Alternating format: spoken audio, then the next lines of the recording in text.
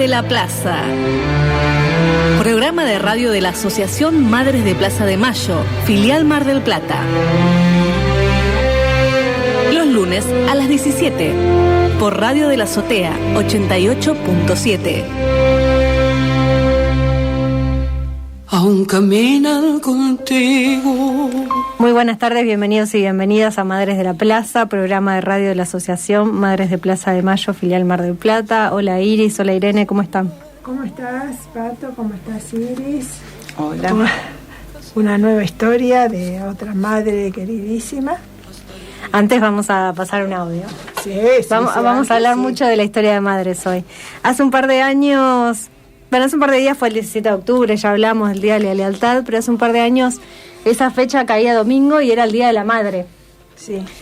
Y sectores del sindicalismo, la CGT, no iba a convocar a un acto por el 17 de octubre porque como era el Día de la Madre, decía que los compañeros lo pasen con sus madres en sus casas, pero las madres de Plaza de Mayo convocaron a un acto y fuimos, participamos, estuvimos ahí y la consigna del acto era el no pago a la deuda externa y trajimos parte del discurso de ese 17 de octubre. Y yo le quiero decir al señor presidente que esta marcha, este acto de hoy, el Día de la Lealtad, por el no pago a la deuda, es el inicio de una lucha hasta que consigamos no pagar la deuda. Hoy empezamos. No nos podemos hacer cargo de lo que robó Macri. No podemos, señor presidente. Es imposible. Un pueblo inteligente como el nuestro, luchador y de la calle, no se puede hacer cargo de pagar un robo. Él robó la plata. Se la dieron los yanquis, que siempre son muy generosos para eso. Se la dieron los yanquis y él se la gastó, la tiró, la llevó fuera del país. Acá no quedó nada, acá quedó pobreza. Señor presidente, más de la mitad de los argentinos estamos bajo la línea de la pobreza. El 44% del país es más que pobre. No come más que una vez o dos veces por día. ¿De qué estamos hablando, señor presidente? ¿Y usted quiere pagar la deuda con qué? ¿Otra vez los pobres? No. Basta. Estamos hartos de pagar deudas. Basta de que nos crean que somos... Nos podemos movilizar muchas veces. Es un pueblo que se ha movilizado siempre. El peronismo se caracteriza por eso. Podemos llenar muchas veces esta plaza y venir muchas veces, si es necesario, para no pagar la deuda. La deuda no es nuestra. Es cierto que las deudas que tuvimos, las pagamos. Bueno, para eso Ernesto pagó la deuda. Pero una deuda que habíamos hecho nosotros, no la de un robo. Usted quiere hacernos pagar un robo. En el 44%, bajo la línea de la pobreza, hay miles y miles y miles de niños que no comen, que comen poco y nada. Y está bien que la gente se arregla, ¿qué va a hacer? Pero ¿sabe qué pasa? Cuando un pibe sale a robar, la policía lo mata por la espalda. Sale a robar para comer. ¿Y usted quiere que nosotros le paguemos la deuda a Macri? Que es el chorro más grande que tiene el país.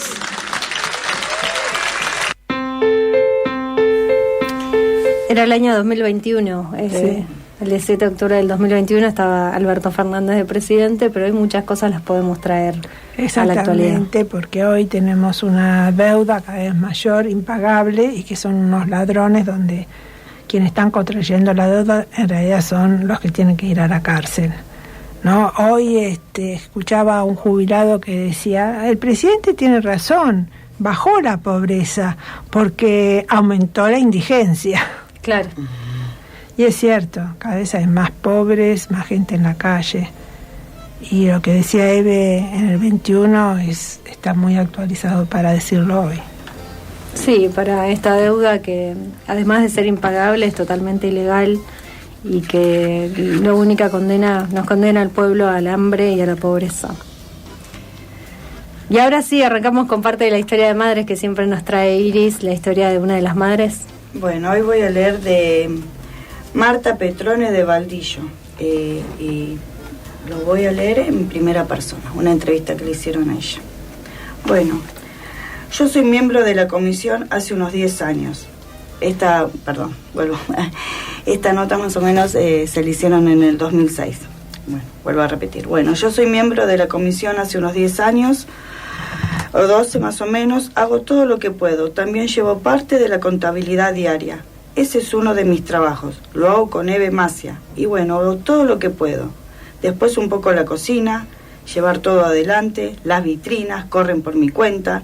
Están todas arregladas para guardar todos los regalos que nos traen a las madres. Eso lo hago yo. Y he puesto las cosas que nos regalan, que son bastantes. Hay como 5 o 6 vitrinas. Mi infancia fue una infancia de clase media baja. Tuve un padre excelente, muy trabajador, que siempre trató de superarse, muy modernizado, porque era socialista y él quería lo mejor para nosotros. Trabajaba mucho, fue un excelente padre en todo. Fíjate que en esa época mi hermano tiene 3 años de universidad y yo después fui al colegio secundario, cosa que hace 80 años era poco difícil poder hacerlo. Pero bueno, bien, del recuerdo de mi infancia tengo todo muy claro, muy buenos recuerdos. Un matrimonio, mis viejos se llevaban muy bien, papá adoraba a mi mamá, los dos siempre nos inculcaron mucho amor hacia el hogar, hacia la casa. Fue una infancia feliz, una juventud también. Después ya me casé y en ese tiempo no se usaba que la mujer trabajara tanto. Así que nunca trabajé después de casada. De soltera sí, trabajé muchas veces. Tuve una fábrica de polleras y blusas, con un par de amigas que todavía las tengo. Tuve un solo hijo, Jorge Luis. Jorge Luis fue físico. Se había recibido ya cuando se lo llevaron. Hacía como 3 o 4 años que se había recibido. Mirá, de chiquito me dio mucho trabajo para comer, pero después se cuidaba bastante. Hacía cosas de todo lo que le gustaba. A veces me llamaba la atención, porque le gustaban mucho los alcauciles, cosa que a los chicos jóvenes chiquitos no les gusta. Él lo comía con una gana. Por eso, después que se lo llevaron, yo estuve muchos años que no podía ver los alcauciles porque me acordaba de él, que los comía con tanta voluntad. Para mí era lo más grande que tenía. No me gustaba que se le acercaran, que lo tocaran mucho. Era muy celosa de él, hasta del padre. A veces me daba rabia haber sido así. No me gustaba, por ejemplo, yo jamás lo llevé en el cochecito. Lo quería siempre llevar en brazos para sostenerlo yo. Me dedicaba pura y exclusivamente a él. Hasta casi, hasta que fue más grande. Igual nunca lo dejé que fuera hijo único. Siempre lo tuve rodeado de otros compañeros, de otros primos o amigos. Pero siempre estuvo en casa con chicos, jugando, con amigos del barrio, porque quería que no se sintiera solo, que no se sintiera hijo único. Fue muy feliz mi hijo en su niñez. Se enojaba a veces, porque de grande tenía un carácter, ¿cómo te digo? No feo, tenía sus berrinches. Cuando se levantaba a la mañana, yo ya lo conocía. Si venía y te daba un beso y te decía cómo te va, y se volvía a su habitación, bueno, no le hablaras mucho hasta que no pasaran unas cuantas horas. Y por ahí, otro día se levantaba con mucha alegría y contento y todo. La noche que se lo llevaron, él se había casado, vivía en Belgrano, trabajaba en Atucha y nos pidió el coche prestado para ir a Zárate. Se lo llevamos, nosotros vivíamos en Parque Patricios con mi esposo. Le llevamos el coche y cuando vamos a salir nos dice, tómense un taxi. Y yo le digo, ay Jorge, ¿para qué? Si tomamos el colectivo y nos deja la puerta de casa. Para ir a tomar el colectivo teníamos que caminar unas 5 o 6 cuadras. Dice, bueno, yo lo llevo en el auto hasta la parada. Y nos habíamos hecho 3 cuadras de la casa que para el coche y nos para un taxi. Nos para un taxi y nos hace subir y en eso nos quedó grabado, porque fue la última vez que lo vi. Ya esa misma noche se lo llevaron, así con una camperita color arena Eso no me lo olvido nunca, y fue la última vez que lo vi. Yo tuve muchas ilusiones de que iba a volver a ver a mi hijo. Se lo llevaron en julio, pero yo pensaba que para la fiesta lo iba a tener conmigo, porque pensé que no podía haber tanta gente mala que pudiera hacer desaparecer a la gente porque sí. Si lo tenían que juzgar, que lo juzgaran, pero yo pensaba que para Navidad iba a venir. Pero ya cuando pasó la Navidad, Año Nuevo, pasó un año, no sé, era una cosa que no me hacía que lo iba a volver, que yo pensaba que lo iba a volver a ver. Así es que muchas veces me lo quería figurar cómo sería a los 3, 4 años de haber pasado, si tendría canas, si no tendría, y no podía figurármelo. Me lo veía siempre en el último momento, el momento que lo vi la última vez, cuando se lo llevaron en realidad. Aunque hubiera hecho algo que no sé él, que ellos consideraban malo, lo hubieran juzgado. Yo sé que él militaba, que iba a las villas, que iba a la iglesia del tercer mundo, pero bueno, eso no se quita el que lo hagan desaparecer. El 8 de julio de 1977 se lo llevaron a mi hijo, y yo no sabía que existían los desaparecidos. Sabía de algo, pero no tenía la dimensión de lo que había pasado. Con mi esposo estuvimos haciendo un montón de cosas, y en el mes de octubre, escuchando la radio de Colonia, que era la única radio en que se podía escuchar decir algo, escuché que hacían una misa en una iglesia en la calle Santa Fe. Con mi esposo nos decidimos ir y estuvimos mirando porque todavía hacía poco, hacía 3 meses que se lo habían llevado a mi hijo. Iba muy asustado, iba muy asustada. Yo miraba todo hasta que me decidí y salí a hablar con una madre, Betty. Eli, no me acuerdo. Sé que era una madre que vivía en Castelar. Enseguida me dio el teléfono, me dijo que viniera y desde ese día sigo yendo a todos lados, a la plaza, a todos los lugares donde puedo. Además, la misa fue en favor de los desaparecidos, entonces esperé que terminara la misa. Yo sentí que había gente, que las madres estaban haciendo algo y esperé que salieran todas, y cuando vi un grupo de ellas y entre ellas esta señora, no sé por qué, yo no conocía ninguna, pero me arrimé a ella y le dije lo que pasaba, porque estaba ahí, y me contó de los desaparecidos. Yo le conté lo que me pasaba, y yo ahí casi me desmayo, porque ella me contó que ella hacía 1 año y medio que estaba buscando a la hija, y cuando me dijo eso, ya yo no podía hablar más, ni nada, porque yo pensaba que 3 meses ya era bastante, que ya iba a volver a ver a mi hijo. El momento más malo fue una vez que también las llevaron a todas las madres. Estábamos en la plaza y nos querían llevar en un micro. Nos llevaron a la comisaría 2. Nos rodearon con toda la policía y cuando llegó el micro empezaron a empujar. Y ya no cabían más madres. Quedaríamos unas 20 o 30 sin subir y nos echaron. Ese fue el momento más feo que pasé, en el sentido de que, aparte de sentirme mal, porque una de las madres iban y otras no, averiguando dónde iban, y nos fuimos todos a la comisaría 2 y ahí estuvimos hasta que las largaron. Había, qué sé yo, como 60. Todas las que cabían en el micro las metieron, y también llevaron al padre Puigane. Eso creo que fue el momento más feo. Y después para mí también fue el momento más terrible, el año 2001, cuando nos tiraron los caballos encima. Creo que fue la represión más fea que tuvimos. Y bueno, ahí quedó.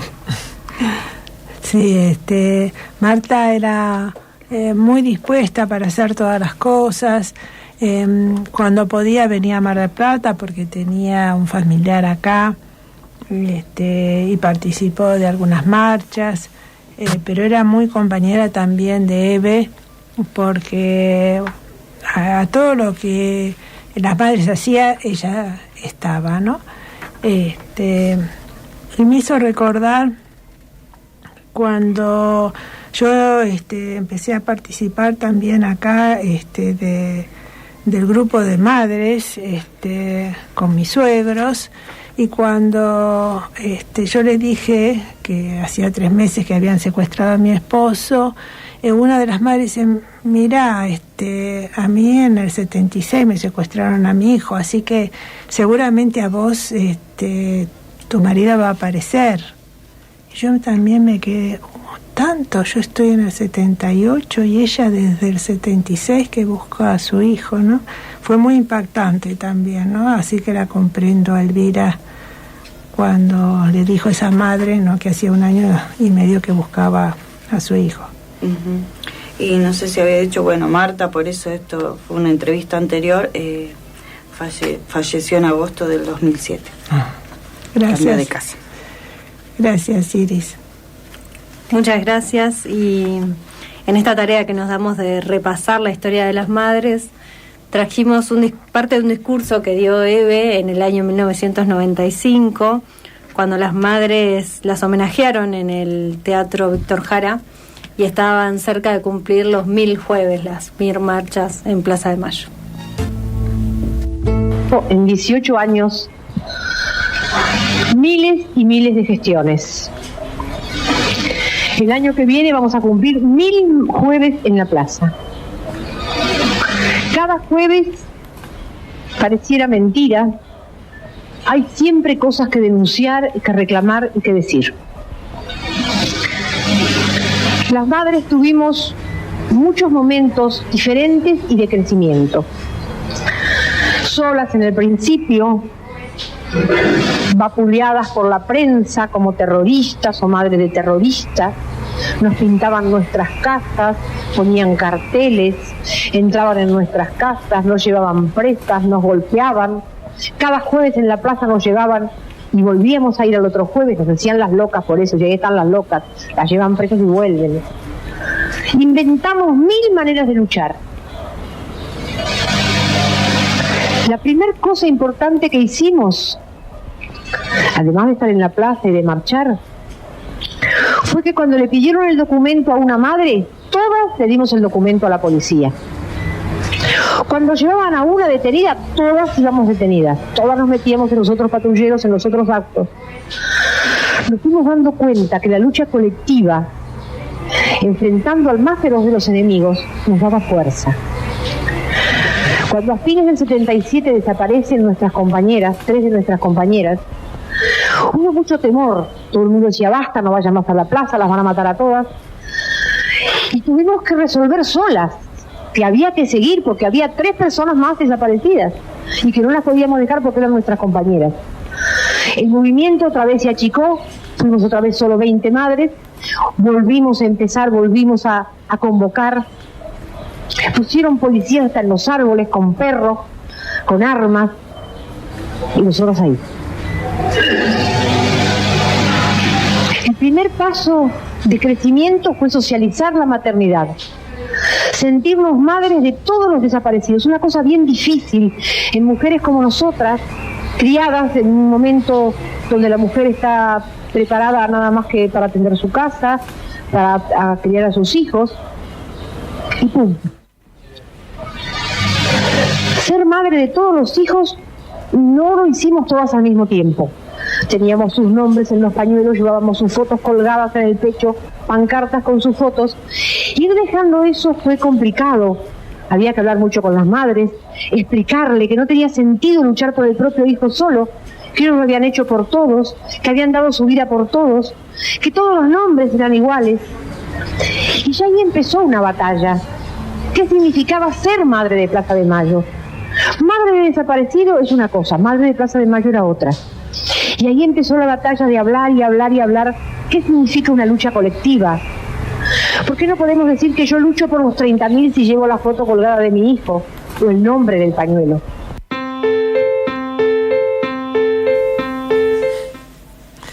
La verdad que sí, que la lucha colectiva te hace fuerte, te da ánimos, vencemos los desafíos y los obstáculos y parecemos que bueno, no hay nada que nos pueda impedir continuar la lucha. Eso lo que dice Eve, ¿no?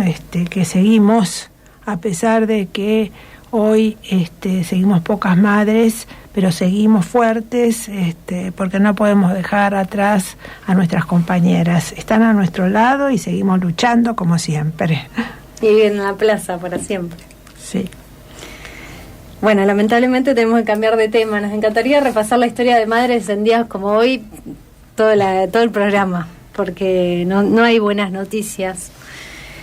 La semana pasada vimos cómo las favelas de Río de Janeiro eran atacadas por las milicias de esa ciudad, donde gobierna Claudio Castro, que es aliado a Jair Bolsonaro, el expresidente de ultraderecha de Brasil. Más de 130 personas fallecidas. Fue realmente una masacre que fue titulada por el gobierno de esa región, de esa provincia, como una guerra contra el narcotráfico, cuando en realidad fue una matanza contra los pobres y las personas más carenciadas de Río de Janeiro. Sí, porque ahí se cruzó todo, ¿no? Civiles que estaban aterrorizados, y donde estas milicias, que las llaman los propios vecinos de las favelas, organizaciones de exterminio, porque no son para militares o para policiales que reciben órdenes de la policía, no. Van más allá, tienen su propio poder, extorsionan a los narcotraficantes y que se quieren hacer del territorio para que los narcotraficantes sigan con su comercio, pero que le den una renta a estas milicias. Estas milicias que tienen el apoyo del bolsonarismo. Entonces es muy significativo que justo cuando Lula está en Malasia en una reunión importante, en un congreso, esté tratando de negociar con Trump la baja de aranceles para que los productos de Brasil puedan ingresar más favorablemente en Estados Unidos. Aprovechan esto para hacer esta masacre que lo ordena el gobernador Castro, ¿no? Que es del partido de Bolsonaro. También el hijo de Bolsonaro tiene mucho poder y mucha influencia, incluso más que el gobernador. Sí, el hijo de Bolsonaro, que es Flavio Bolsonaro, es senador y había dicho hace unas semanas, había anticipado un poco el operativo, hizo unas declaraciones donde parecía anticipar lo que iba a pasar. Y dijo algo así como que le tenía envidia al ministro de Guerra de Estados Unidos porque soñaba con alguna vez que las embarcaciones de Estados Unidos naveguen por las costas de Brasil en una guerra contra el narcotráfico. Esto que lo hemos muy repetido también acá en Argentina, ¿no? Ese sueño de poder ser como Estados Unidos en la peor que tiene Estados Unidos, que es las milicias y las fuerzas de seguridad, que son totalmente antisoberanía. Sí, incluso están tratando en realidad de entrar a América del Sur, a los gobiernos democráticos, populares, y ya han matado ahora, ayer, una embarcación con 3 pescadores que los han matado nuevamente de Venezuela, con la excusa de que son narcotraficantes. Es una avanzada militar sobre América del Sur que va bajando y que quieren, colonizar toda América, porque es un lugar en primer lugar de paz. Y en segundo lugar, están buscando nuestros recursos. Entonces, ¿qué mejor que dominarlos por el miedo, por el terror, para hacerse de todos nuestros recursos? Tenemos que reflexionar fuertemente, porque Milei está entregando nuestra patria. Tenemos que saber que esto va para 2 años más y que no podemos permitir que se avance en lo que es la entrega de nuestro país y de nuestra soberanía. Me parece que hay que tener un plan y también poder también entrar en la juventud que a lo mejor no vivió los años 70 o 90 y no sabe de lo que significa que un país militarizado violentos, que utiliza en realidad el negocio de las armas para invadir los países, siga apostando por ese país, ¿no? Los jóvenes también tienen que saber lo que significa estar bajo el dominio de un gobierno como Estados Unidos, imperialista en lo económico, en lo social, en lo cultural, ¿no? Sí, pensaba que hay algunos gobiernos que se resisten a esta avanzada de Estados Unidos, como lo es el de Petro, lo hemos mencionado, Maduro en Venezuela, Lula en Brasil, pero lamentablemente acá en Argentina tenemos un gobierno totalmente entreguista y que encima gana elecciones, y que tenemos que nosotros, la militancia, empezar a convencer a la gente de que no es el camino y que tenemos que defender nuestra patria. Exactamente. Y hay traidores y también gente de extrema derecha, como el obispo castrense, que celebró que la Corte sentenció, o se pronunció, mejor dicho, a favor de los represores, diciendo que 3 años, como dijimos en el programa anterior, ¿no? 3 años teniéndolo sin que el juicio se resuelva, tiene que ir por lo menos a prisión domiciliaria, cuando son ellos mismos que tienen cajoneados los juicios de lesa humanidad, ¿no? Santiago Olivera se llama el obispo castrense que celebró esta medida de la Corte Suprema de Justicia, que además es muy cercano a Victoria Villarruel y que se lo ha visto en misas, muy amigo de la vicepresidenta. Y hoy, este fin de semana, hubo también, el Ministerio de Seguridad decidió reivindicar la figura de Ramón Falcón, de la mano de la restauración, ¿no?, de Bullrich, ¿no? Y para colmo, Bullrich se muestra con Cecilia Pando, que hace años que viene diciendo que los represores son presos políticos. Ramón Falcón es un asesino de obreros a principios del siglo XX, y también reivindica Bullrich, como Pando, Alberto Villar, torturador y perseguidor de militantes de los años 70. Así estamos con esta ministra que deja su cargo para ser legisladora, pero pone a su segundo con la misma mirada de liberar y de reivindicar a los represores de la última dictadura cívico-militar. Vamos a una pequeña tanda y enseguida continuamos con Madres de la Plaza. Aún caminan conmigo. Madres de Plaza de Mayo, 48 años luchando por la memoria de sus 30.000 hijas e hijos revolucionarios. Nunca se han ido hasta el fin de los tiempos. Los proyectos revolucionarios que triunfan porque los pueblos no paran de hacer la revolución. La revolución se hace todo el tiempo, toda la vida. Mal contigo y conmigo. De la Azotea 88.7. Hacemos comunicación para transformarlo todo. La Hora del Planeta, lunes a las 18. Para que los temas ambientales lleguen a la mayor cantidad de gente posible. Y para que sea sostenible, se pueda dar a conocer. Hacemos radio para transformar la forma en la que entendemos el medio, cómo nos relacionamos con él. La Hora del Planeta, lunes a las 18. Radio Comunitaria de la Azotea 88.7. Hacemos radio para transformarlo todo.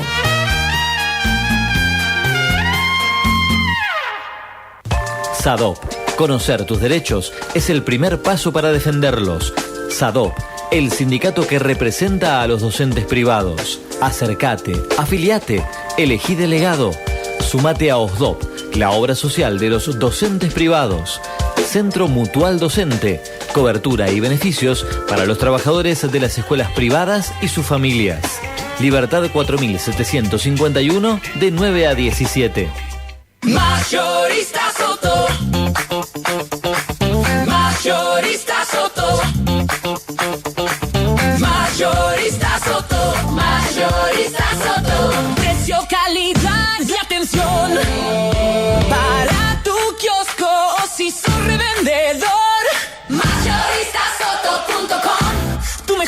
negocios, cigarrillos, golosinas, encontrás ventas por mayor y menor.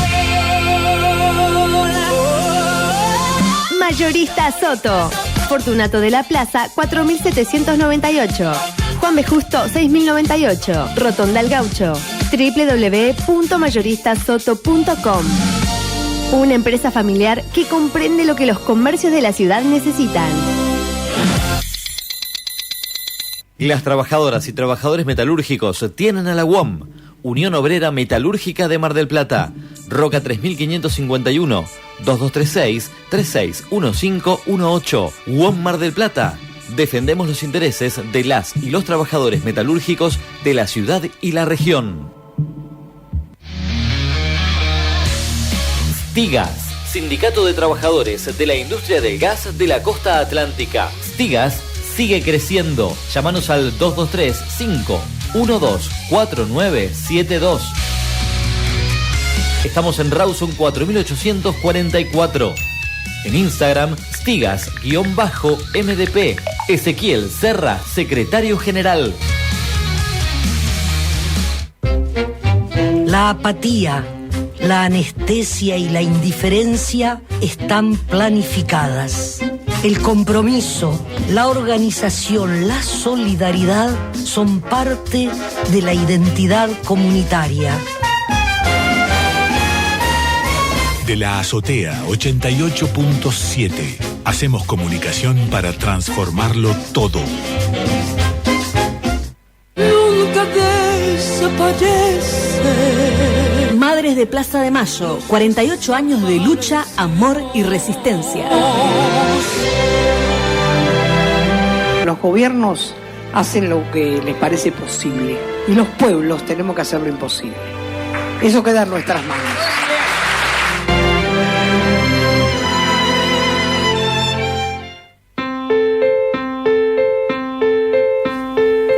Los pueblos tenemos que hacer lo imposible, decía Eve, y si hicimos lo imposible fue hace 20 años acá en Mar del Plata. Sí, con No al ALCA fue un hito que no solamente fue económico, de ponerle un freno al avance de Estados Unidos con Bush a la cabeza, sino un acto significativo político, ¿no? Donde los grandes líderes de ese momento se unieron para poner ese freno. Recién hablábamos de la entrega de la soberanía que está realizando este gobierno, y por lo menos para mi generación no recuerdo una defensa mayor a la soberanía que la que hicieron los presidentes latinoamericanos en esa cumbre, la Cumbre de las Américas y la Cumbre de los Pueblos, que era la contracumbre. Sí. Trajimos para compartir parte del discurso que hizo Néstor en la Cumbre de las Américas y Hugo Chávez en la Cumbre de los Pueblos. En nuestro país, con mucho esfuerzo compartido, pero sin ayuda alguna del Fondo Monetario Internacional, hemos logrado importantísimos avances en esta lucha por la equidad. Hoy, lo que se le niega a la Argentina no son ya fondos o nuevos préstamos, que no hemos solicitado y obviamente ni pensamos hacerlo. Se nos niega la refinanciación si no aceptamos determinadas condicionalidades, que no son otras que las políticas que nos condujeron al default. Nuestros pobres, nuestros excluidos, nuestros países, nuestra democracia ya no soportan más que sigamos hablando en voz baja. Es fundamental hablar con mucho respeto y en voz alta para construir un sistema que nos vuelva a contener a todos en un marco de igualdad y nos vuelva a devolver la esperanza y la posibilidad de construir, obviamente, un mundo distinto y una región que esté a la altura de las circunstancias que yo sé que los presidentes desean y quieren. Muchísimas gracias.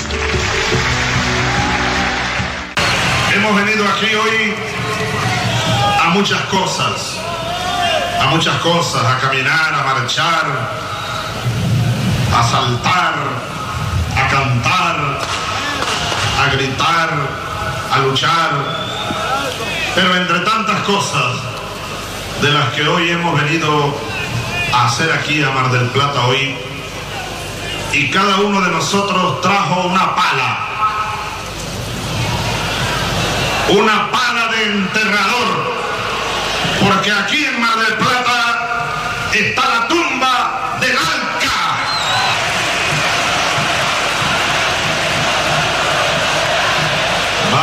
decirlo.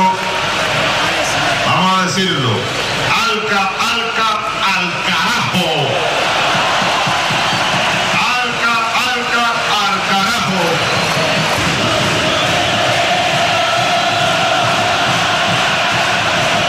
¿Quién enterró al Alca?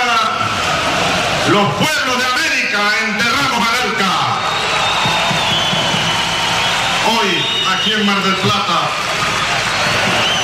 nos toca, compañeros, compañeras, camaradas, una doble tarea histórica.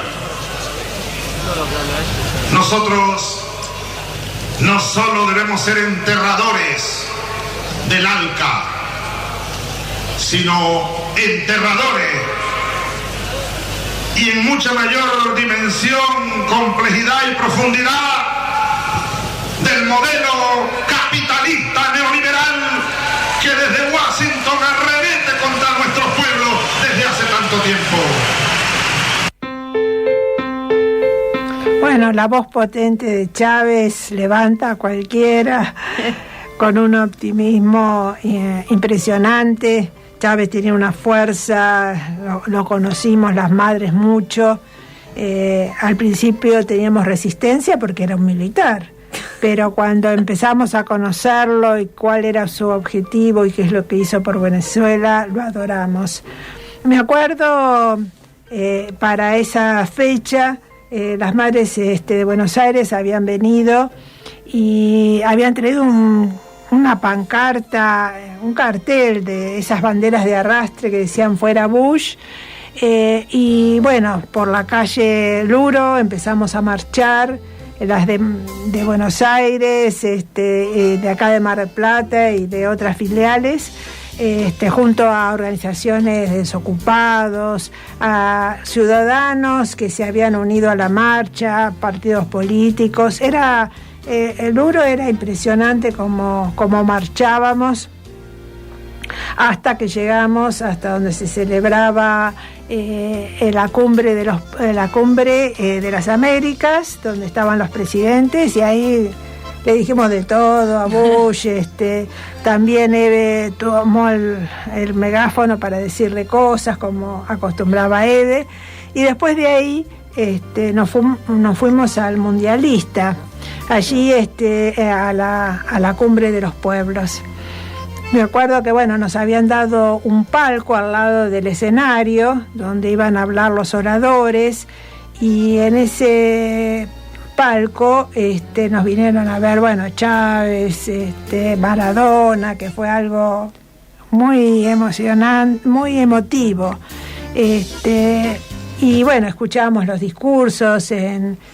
Abajo estaban un montón de personas para escuchar los discursos, y uno de ellos es el que trajimos hoy, el de Chávez. Maradona también fue muy emotivo, y también habló Eve, ¿no? Ese día. Así que lo recordamos con mucho cariño, con mucha fuerza, porque fue un hito importante, ¿no? Hugo Chávez decía, ¿no? Tenemos que mirar las cosas con calma. 300 años de calma no bastan. Pongamos sin temor la piedra fundamental de la libertad latinoamericana. Vacilar es perdernos. Hoy hay que decir lo mismo. 500 años de calma no bastan. Creo que hay bastantes evaluaciones hechas como para seguir evaluando. Creo que es momento de acción, de organizarnos en una gran fuerza latinoamericana. Eso lo decía en el 2013 y me parece que es muy vigente lo que hay que hacer, ¿no? Organizarnos, hacer un plan a largo plazo, donde puedan unirse diferentes voluntades que quieran a nuestra patria, que quieran sacar el país adelante, y que la extrema derecha quede a un costado, en una minoría donde se odien entre ellos, porque el pueblo no se odia, sino que siempre apunta hacia la solidaridad, ¿no? A pensar en el otro, cuando tiene un objetivo claro, cuando sus dirigentes no traicionan ni vacilan, como dice Chávez, ¿no? Así que mañana hay actividades. Sí, mañana y pasado, el miércoles, a propósito de los 20 años de la Cumbre de los Pueblos, hay varias actividades. Toda se van a concentrar en el Teatro Auditorium. Desde las 10 de la mañana vamos a estar mañana, y el miércoles también desde las 9. Hay mesas, la primera mesa es el significado histórico de los 20 años del ALCA. Después está la mesa de amenazas a las democracias, mesa de escenarios y desafíos para la integración y la soberanía regional, y después, bueno, hay varias mesas de debate el miércoles. Una tiene que ver con los espacios sindicales, otra tiene que ver con las juventudes, mujeres y movimientos sociales. Y después, para finalizar, está el acto público en conmemoración de los 20 años del No al ALCA y la Cumbre de los Pueblos, todo como decíamos en el Teatro Auditorium. Las centrales de trabajadores, las 2 CTA y la UTEP, estuvieron organizando, llevando adelante. Van a venir compañeros y compañeras militantes de Brasil, de Cuba, de Venezuela, que fueron parte de esa Cumbre de los Pueblos, para también contar sus experiencias. Así que va a ser un acto, 2 días de jornadas intensas, de mucho debate y recordar, y también, como decía Sirene, volver a proyectar una patria grande, soberana, que defienda sus intereses y no los intereses ajenos. Exactamente, así que bueno, los convocamos para mañana y pasado, que va a ser muy importante. Seguimos con No al ALCA porque trajimos un audio que recoge varios testimonios de lo que fue el No al ALCA, que fue recordado por las Madres de Plaza de Mayo, pero que también tiene parte de lo que decías, que estuvo Maradona, que estuvo Evo Morales, Hugo Chávez, Néstor, así que lo compartimos también para seguir recordando lo que fue esta gesta. América Latina no puede seguir siendo el patio trasero del imperio norteamericano. ¡Alca, alca, al carajo! También es justo que nos respeten. Es lo que estamos pensando nosotros.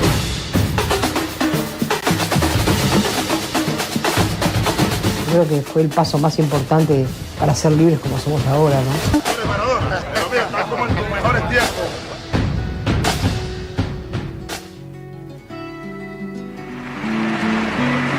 Tenemos una doble tarea: enterrar el ALCA y el modelo económico, imperialista, capitalista, por una parte, pero por la otra, a nosotros nos toca, compañeros y compañeras, ser los parteros del nuevo tiempo, los parteros de la nueva historia, los parteros de la nueva integración, los parteros del ALBA, la alternativa bolivariana para las Américas. Uno no sabía lo que iba a pasar, había miedo de que los mismos yanquis provocaran un quilombo, porque ellos son magos para provocar malestar entre nosotros. En nombre de nuestros hijos, los 30.000, que fueron los primeros que lucharon contra el imperialismo, dieron su vida contra este terrorismo de Estado, de este imperialismo que se está cayendo a pedazos.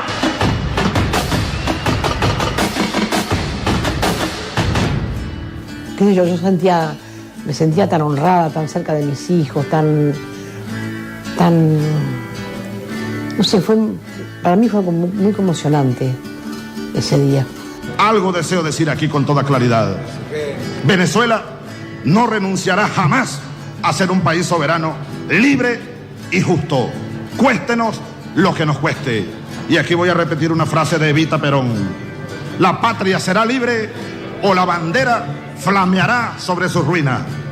Y voy a repetir una frase de mi general San Martín: seamos libres, lo demás no importa nada. No invalidamos, no descalificamos, no nos queremos dueños de ninguna verdad, pero también es justo que nos respeten. Es lo que estamos pensando nosotros. Es lo que pensamos. Y somos naciones también.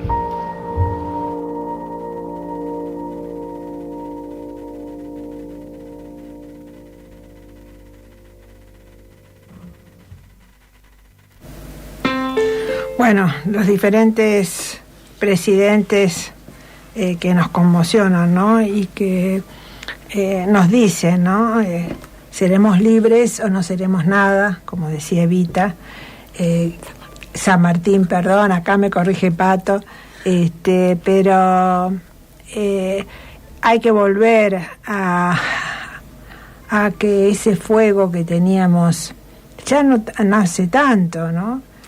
Sí, pienso mucho, ¿no? ¿Qué nos pasó en estos 20 años? Porque teníamos líderes políticos, algunos países los siguen teniendo, ¿no? Recién rescatábamos a Petro, a Maduro, Yamandú en Uruguay también.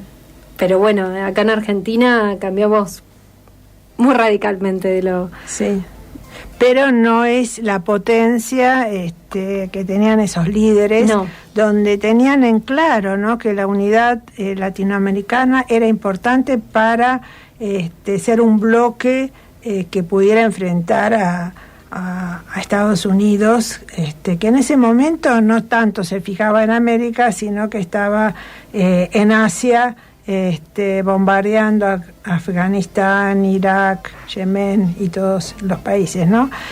Pero ahora, en un imperio que se está cayendo, donde vuelve su mirada a lo que llamábamos en su momento el patio trasero, está volviéndose cada vez más agresivo. Y por eso no somos países violentos, no tenemos un ejército que pueda responder frente al avance militar, pero sí tenemos conciencia de nuestra historia, sabemos que queremos esta Argentina y queremos ser libres, no queremos depender de un imperio que manda a sus ciudadanos a luchar en territorios extranjeros y vuelven más locos que en Estados Unidos se ven las grandes matanzas que hay, que entran a los supermercados, a las escuelas, matando niños, ciudadanos, por la locura que significa ir a matar a gente en otros países, ¿no? Sí, pensaba también lo que decía Eve, en el Mundialista. Ella hablaba de que los hijos, los 30.000, habían peleado contra el imperio, y ella hace 20 años ya decía, este imperialismo se está cayendo a pedazos. Sí. Me sorprende mucho porque por ahí hace 20 años no se notaba tanto esta decadencia que hoy tiene. No deja de sorprenderme, Eve, y siendo tan visionaria a futuro, ¿no?, de decir esto se está cayendo a pedazos. Hoy hay muy pocos gobiernos que siguen teniendo a Estados Unidos, lamentablemente Argentina es uno, como ese lugar de sueño, de querer acceder a la foto, a poder seguir endeudándose con Estados Unidos y tener dependencia no solo económica, sino también soberanía política. Bueno, y lamentablemente Argentina lo es, pero hace 20 años teníamos otro contexto y otra lucha, y los pueblos latinoamericanos estaban unidos para decirle que no y para enterrar al ALCA, como decía Hugo Chávez acá en Mar del Plata, enterramos al ALCA. Tenemos que estar orgullosos de eso, reivindicarlo, así que es muy importante por eso los actos que se van a hacer en conmemoración. Sí, y además sabemos que vamos a poder revertir la situación. Los pueblos pueden estar distraídos, estar luchando por su economía diaria, pero llega un momento en que reaccionan, ¿no? Y esa es nuestra historia, la historia argentina, ¿no? Los trabajadores, el pueblo en sí se ha levantado siempre en las grandes crisis y ha dicho basta.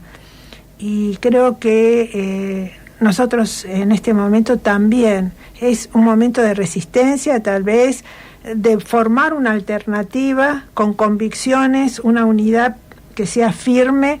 Creo que estamos en condiciones de hacerlo, siempre y cuando que los egos se dejen a un lado.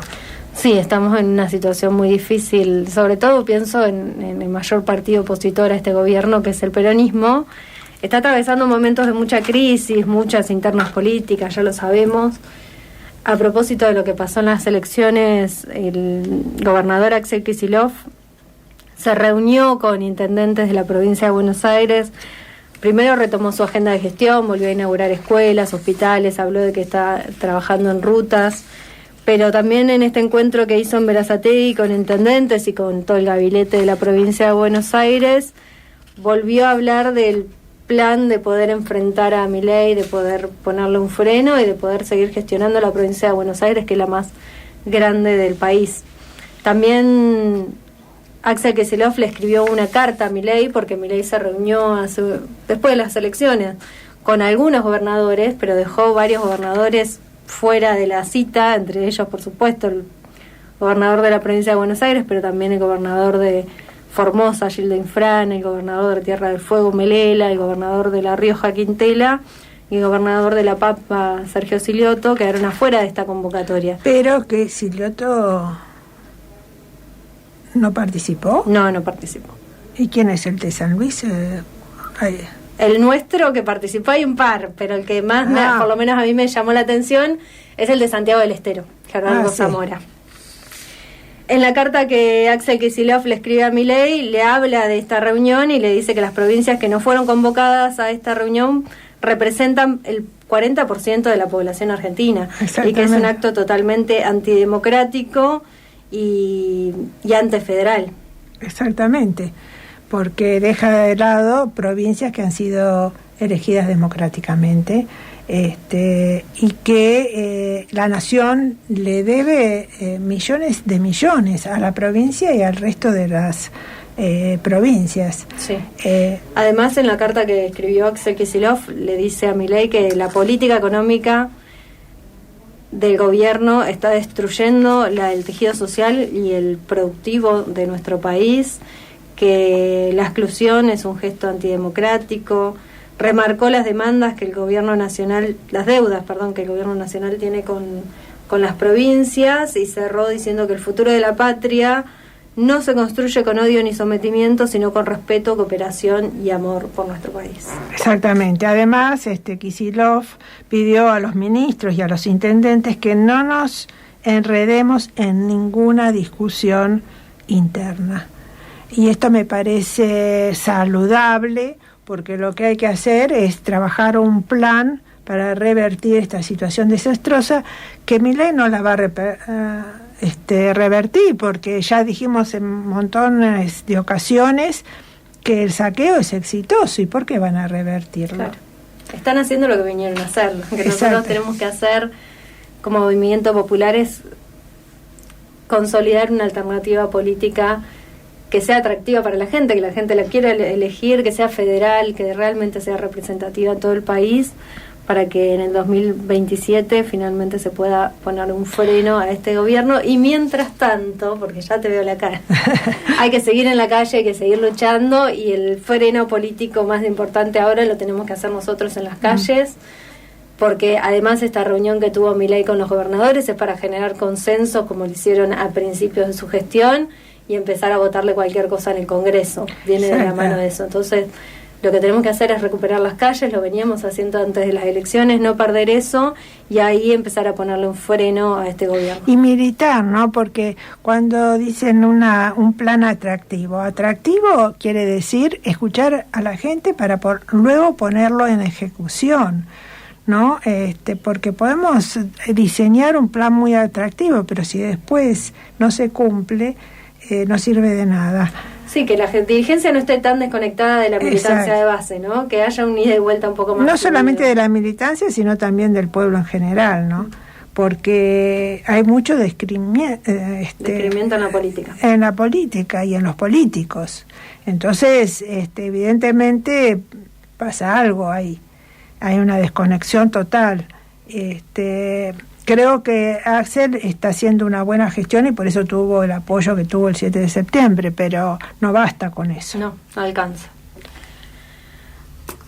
Le agradecemos a Radio de la Azotea por brindarnos el espacio, por abrirnos las puertas de esta radio. Gracias a Pablo Buzo. Gracias, Pablo. Operando hoy. Las redes sociales de Madres, Madres de Plaza de Mayo, filial Mar del Plata, tanto en Instagram, en Facebook, en YouTube. Ahí van a ver todas las actividades de las madres en la ciudad de Mar del Plata.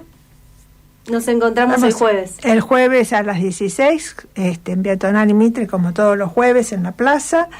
Y bueno, y el próximo lunes aquí, en la radio. Hasta la próxima. Hasta la próxima.